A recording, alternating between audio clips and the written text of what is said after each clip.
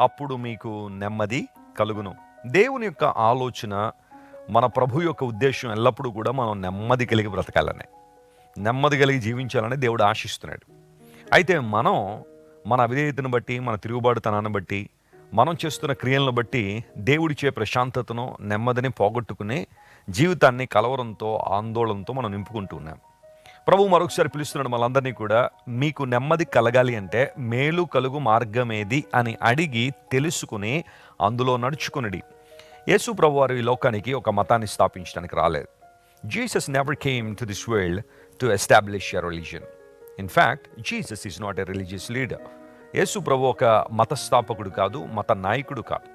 బైబిల్లో ఎక్కడ కూడా యేసు ప్రభు మతము అని ఎక్కడ ఉండదు. ప్రతి చోట ఆయన మార్గము అనే మాటే కనబడుతుంది తప్ప మతం అనే మాట కనబడదు. మార్గములో మనం నడవగలిగితే, మార్గములో మనం ప్రయాణం చేయగలిగితే ఖచ్చితంగా మనం నెమ్మదిని అనుభవిస్తాం.